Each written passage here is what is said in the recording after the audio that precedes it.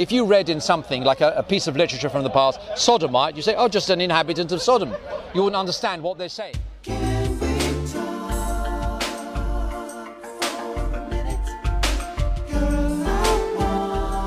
I would say Catholics, some ordinary Catholics and parish priests have very good faith. I've met them and I've been inspired to talk with them. But I think there's an issue of leadership problem when you have centralized structures. So virtually every centralized structure is evil in the world.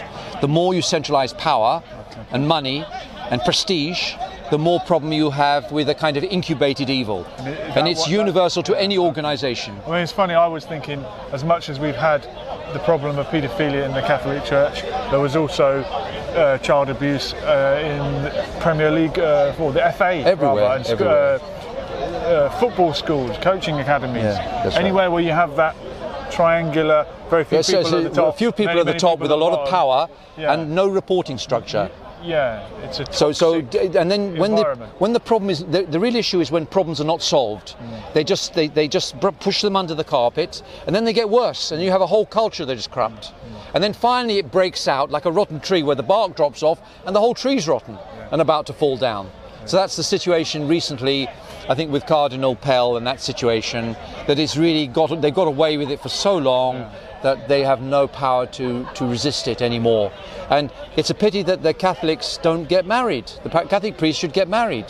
But the church, I think there may be so many gays in the church, the Catholic Church, that they would lose their position if that was to happen. So there's a movement inside the Catholic Church to prevent the priesthood marrying. Why would being gay be a problem? Well, it's against the purpose of creation. The purpose of creation to be fruitful, multiply and gain dominion. Those are the blessings given to Adam. So from a theological point of view, if you're not going to be fulfilling those purposes of establishing a family and a blood lineage... What makes you think there are gay men in the Catholic Church? Well, it was Martin Luther at the time of the Reformation. He was the one that said the monasteries were just virtually gay hangouts. He knew it because he was in the Catholic Church. Gay men with no interest in getting married seek out a life. Which is the perfect cover, isn't it? Okay. Can you imagine that everyone, the monasteries are not set up to be a cover for homosexuality, but they become the perfect cover. I mean, who would think that men who are supposedly in the priesthood, training for the priesthood, would be doing that? You kind of think, no, they wouldn't. They could be going around like this and praying and everything. You wouldn't think that this problem would be there. In the modern time, when it's more acceptable to be gay, would that mean there will be fewer? I mean, to me, if you're celibate, it doesn't matter, or you're choosing not to express any form of sexuality, whatever your natural inclination would be, but there must be something... Natural or unnatural. We have the idea, the Bible says that those angels that indulge in unnatural lust were cast out. It considers there's such a thing as unnatural. But I mean, my suspicion is that people who have a homosexual tendency were born that way. They might be, some of them might be. It's in their DNA, just as it is. Well, you might as well say bank robbers are born with it in their DNA. They might be born with something like that. Are we going to say, well, we'll say it's okay if they rob banks? Bank robbers Why are not? harming other people. They what? Bank robbers are harming other people. Well, you can say that homosexual marriage harms the values, the collective values of society. You could say the same thing. In what way do you define harm? If you, for instance, want to raise your children to have lineage, your blood lineage, and the school wants at a very young age, when they're impressionable, to teach them to be homosexual, then obviously, as a father, it violates your desire to establish a bloodline. Because eventually you won't have a bloodline. If they start teaching in the schools it's okay to be this, well, the marriages won't endure. Maybe they deliberately don't want to have babies or anything. If there is a marriage, there's confusion. Do you think schools are pushing homosexual Well, agenda? the trend in education, because the universities for a long time accepted gay issues. They accepted that.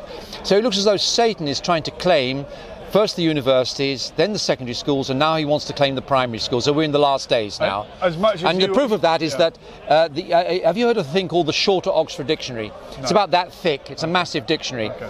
And I remember I got a copy when I was young, and if you look up sodomite, it means the practice of sodomy. Yeah. But then the university said, we're not going to buy this dictionary unless you change the definition to a sodomite is an inhabitant of Sodom.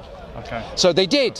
Now, I remember a discussion on the radio or on the blog, the BBC blog, where someone said, look, a sodomite is just an inhabitant of Sodom. I said, no, it's not. If you go back to the Shorter Oxford Dictionary 10, 20 years ago, you'll see what the view of it was established by usage over hundreds of years. Okay. But the attempt to change the understanding of history by rephrasing the dictionary, not many people buy the Shorter Oxford, by the way, but I bought a copy. It's massive, 2 volumes.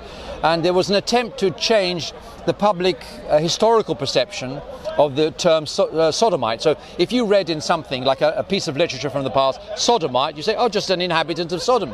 You wouldn't understand what they're saying. Okay. So it's an attempt to lie about the past. So you have an education institution like universities are just basically liars. And they lie about everything. They promote man-made global warming as the issue to be dealt with. It's one lie after another. Lies never stop.